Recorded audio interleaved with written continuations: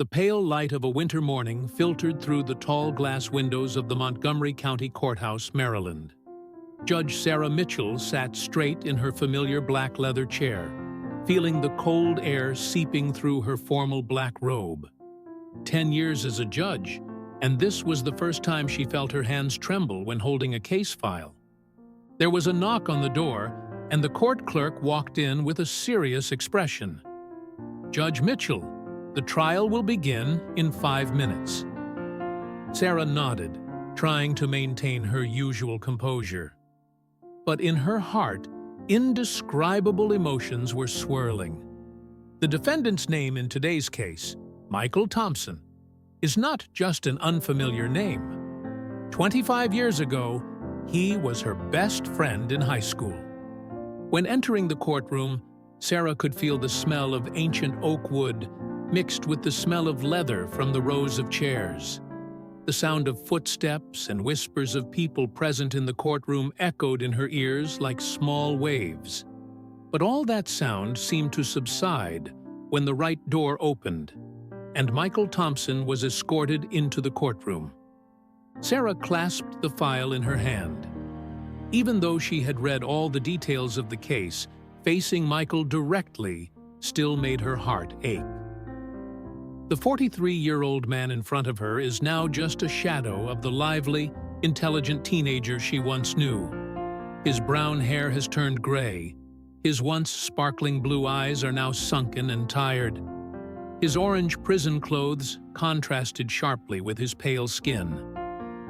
Case number 225, CR 789, State of Maryland versus Michael Thompson for embezzlement of public funds. The court clerk's voice rang out sharply. Sarah felt her throat dry. Memories of high school days came rushing back to mind. Michael and his grandmother sitting in the library preparing for the SAT exam. The afternoons where the two of them rode bicycles along the peaceful Oak Hill Street. The laughter. Their voices echoed in Thompson's garage when they repaired an old bicycle together. And now, they meet again in this difficult situation. According to the indictment, Michael, as chief financial officer of a local nonprofit, embezzled nearly $1 million from a charity for disadvantaged children. The money that should have been used to build libraries and learning equipment for poor suburban children has been transferred to his personal account over the past 3 years. Sarah felt her chest tighten. How could Michael, who was passionate about his dream of becoming a teacher, who was always willing to help underprivileged students, do such a thing? What happened to the friend she once loved and admired? When the defense attorney stood up to present, Sarah listened attentively.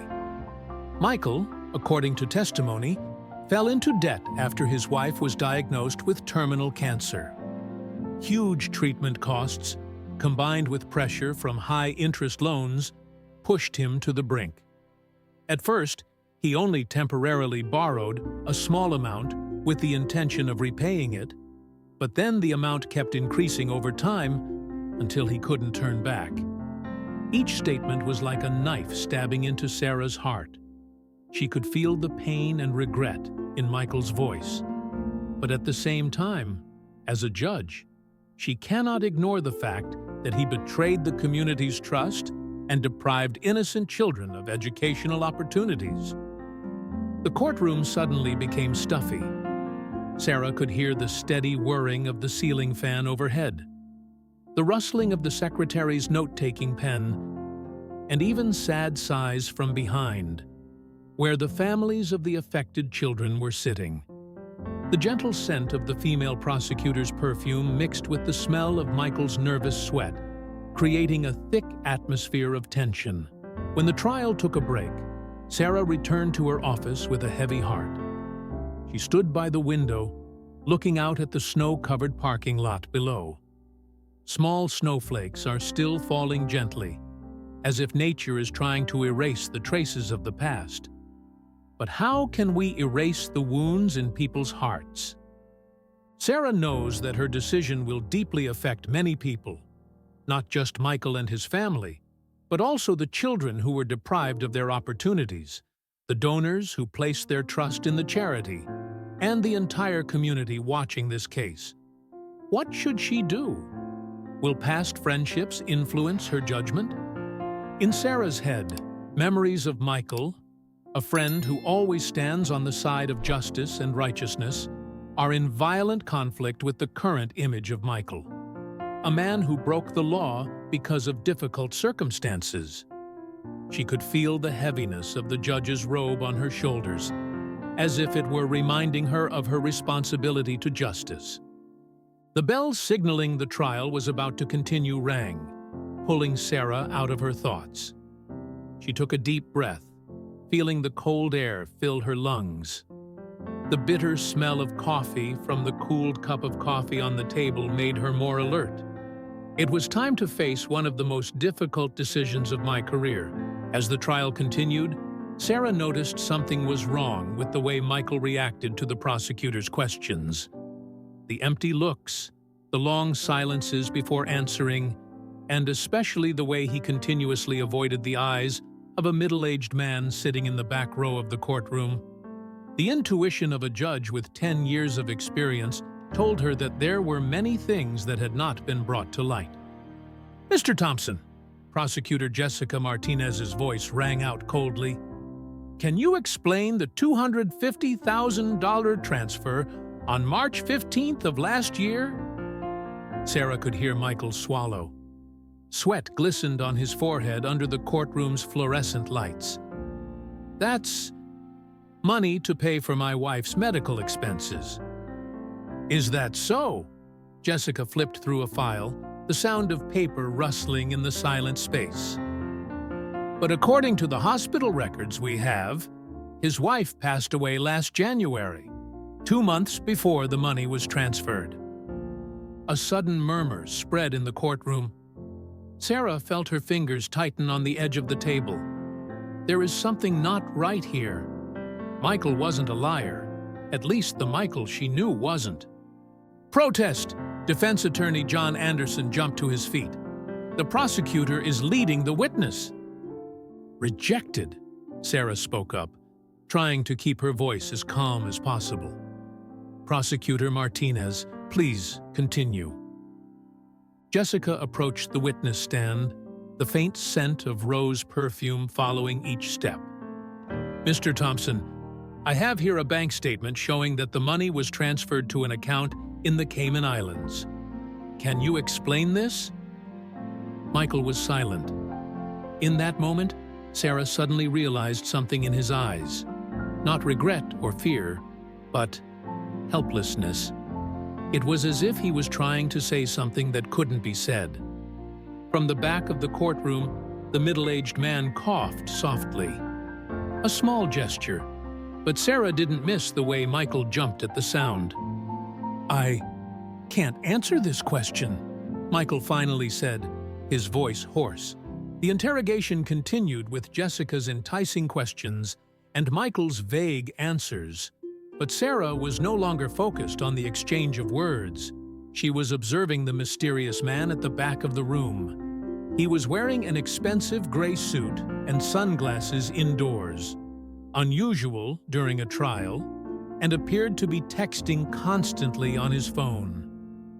When the break was announced, Sarah quickly returned to her office and called an old friend at the FBI. "Jake, I need you to help me investigate someone." While waiting to hear from Jake, Sarah pulled out an old photo from her desk drawer.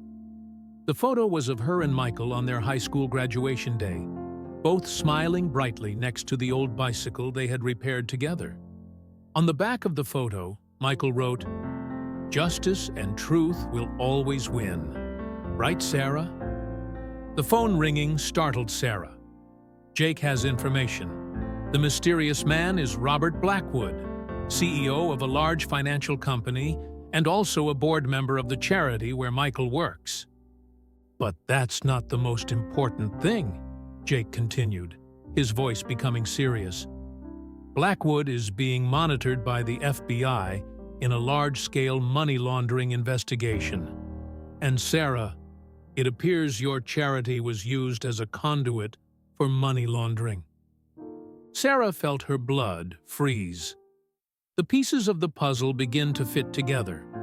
The unusual wire transfers, Michael's strange demeanor, and Blackwood's presence in the courtroom.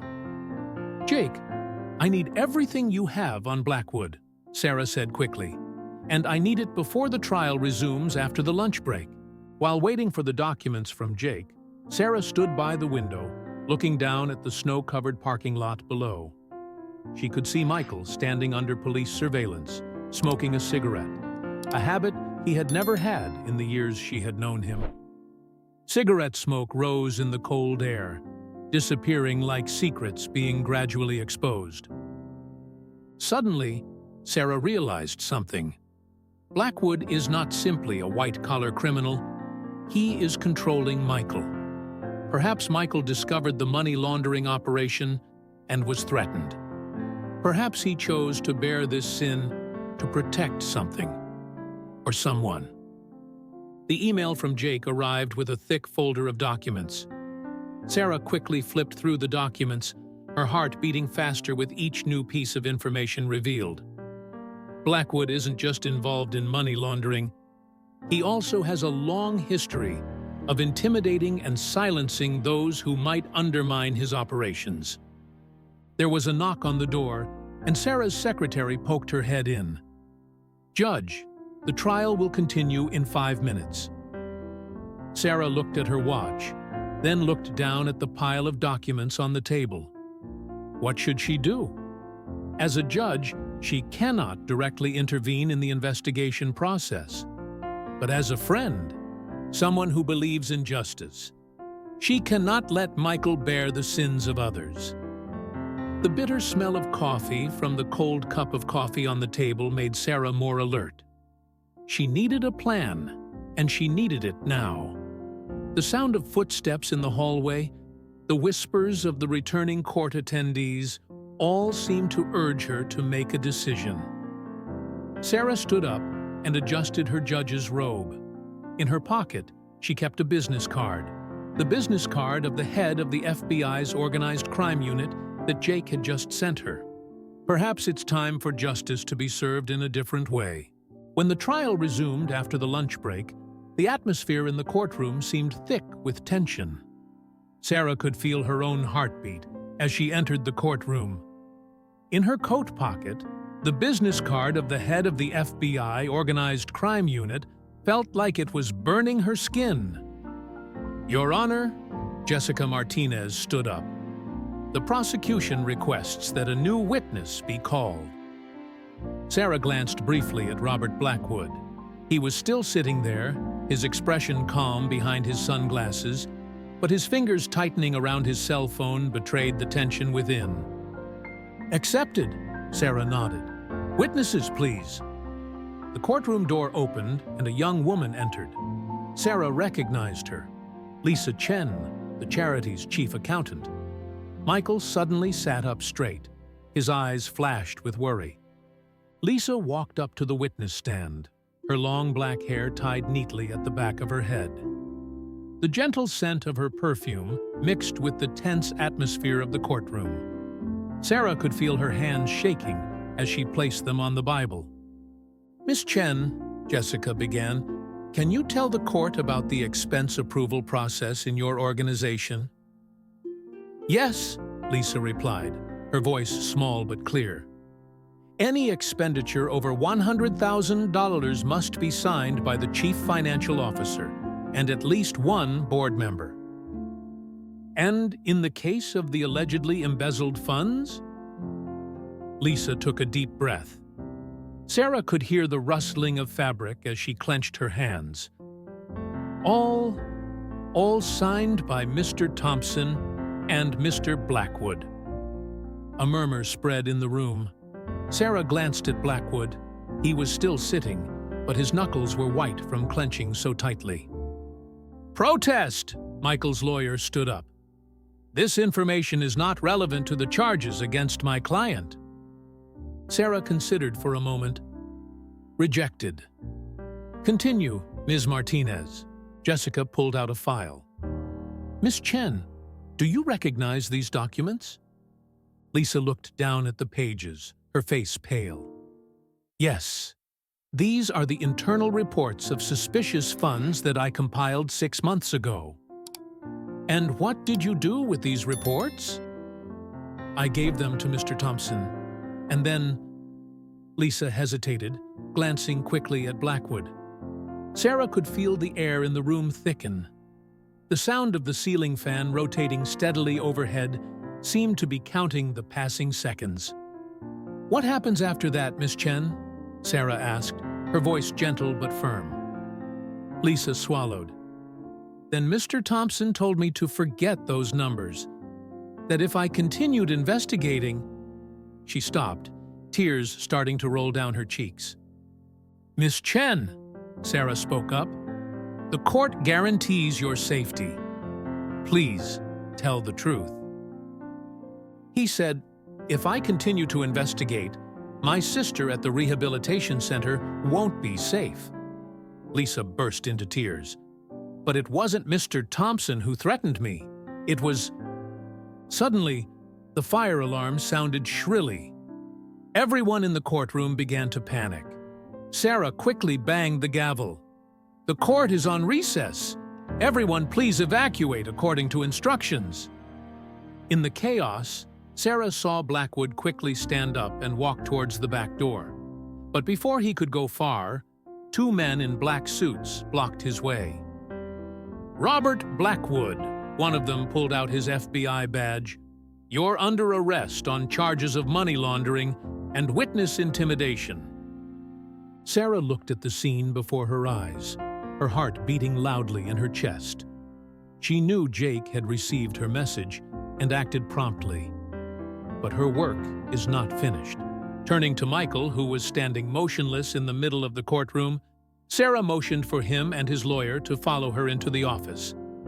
The familiar oak smell of the room seemed to help everyone calm down after chaotic moments. Michael, Sarah said, her voice as gentle as when they were best friends. It's time to tell the truth. Michael looked out the window, where the snow was still falling gently. He was silent for a long time, then finally spoke. I discovered Blackwood's money laundering activities a year ago, right after Rachel died. He used the charity as a mask to money laundering for illegal activities. Why don't you report it? Sarah asked, even though she already guessed the answer. Blackwood knows about my daughter, Emma. She is in her first year of medical school on a charity scholarship. He threatened to not only cut the scholarship, but also ruin her future. Michael clenched his fist. I can't let that happen.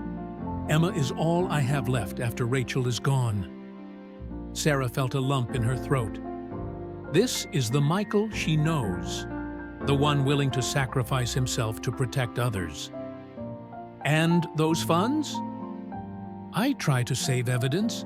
Every transfer, every suspicious transaction, I keep traces.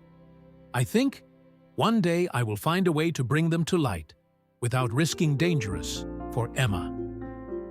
Sarah stood up and went to the window. Outside, an FBI car is taking Blackwood away. Snowflakes still fall, but the sky seems less gloomy. 2 weeks later, Sarah sat on the judge's bench again in the final trial of the case. The pale winter sunlight filtered through the tall glass windows, creating soft streaks of light on the polished wooden floor.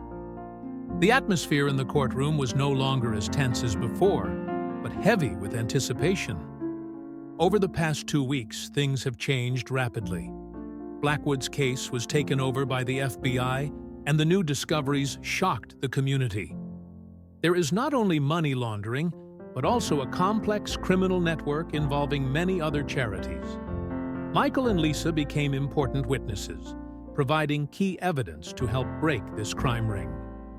Sarah looked down at the file in front of her. The numbers and facts were clear. Michael did not embezzle money from the organization. In fact, he tried to stop Blackwood's money laundering in his own way. The allegedly embezzled funds were actually evidence that he had collected and kept, waiting for the right time to expose the truth. "The court finds," Sarah said, echoing in the solemn space of the courtroom, "that defendant Michael Thompson is not only innocent of the charge of embezzlement, but has also taken courageous actions in exposing illegal activities of Robert Blackwood and his accomplices." Sarah paused for a moment, letting the words penetrate the air. She could hear the sigh of relief from Michael's family, the rustling of note-taking pens from the reporters, and even Lisa Chen's choked sobs. "However," Sarah continued, "the court also noted that remaining silent in the face of illegal acts, for whatever reason, is not the correct course of action. Therefore, the court requests Mr. Thompson must perform 100 hours of community service, working with local charities to help them build more transparent financial control systems." Michael nodded, and Sarah could see a small smile flicker on his lips. "This is not a punishment. This is an opportunity for you to continue doing good in the right way." "Finally," Sarah said, "the court wants to address the scholarship fund for disadvantaged students, the fund that Blackwood used as a money laundering tool. With the help of the FBI and philanthropists in the community, the fund will be restructured under the oversight of an independent board. All students receiving scholarships, including Emma Thompson, will continue to be supported until they complete the program Learn." Applause rang out in the courtroom, and this time Sarah didn't stop it. Sometimes even the most solemn places need moments of joy and hope. After the trial ended, Sarah saw Michael standing alone by the hallway window, looking out at the parking lot where the snow had melted, giving way to the first green shoots of spring. "Hey," Sarah said softly. "Are you okay?" Michael turned around, and in his eyes, Sarah saw her old friend again. "I'm sorry, Sarah. I should have trusted you from the beginning." "No," Sarah shook her head. "I'm the one who should be apologizing. When I first saw you in the courtroom, I doubted you. I forgot that sometimes good people have to do things that seem evil to protect what they love. But that doesn't mean it's right," Michael sighed. "I was scared, and that fear kept me silent for too long. I forgot that justice needs to not only be served, but it needs to be done properly." Sarah nodded, recalling the words Michael had written behind the graduation photo. "Justice and truth will always prevail." "You know," Sarah said, "perhaps that's the biggest lesson from this case.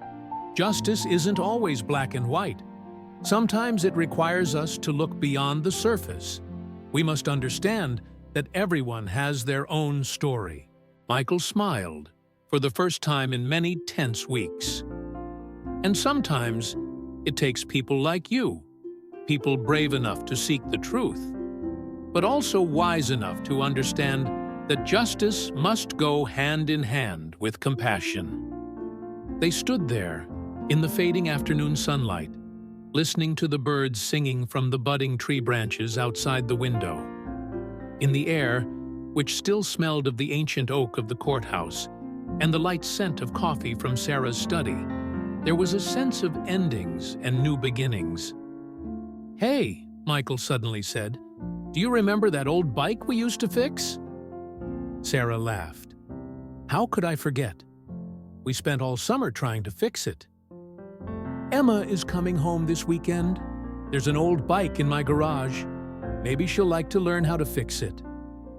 Sarah looked at her old friend, feeling warm inside. Sometimes, the greatest wounds are healed not by solemn verdicts in the courtroom, but by small moments of friendship and understanding. Outside, the sunset tinged the Maryland sky red, and in that moment, Sarah understood that true justice isn't about punishing the bad guys or protecting the good guys.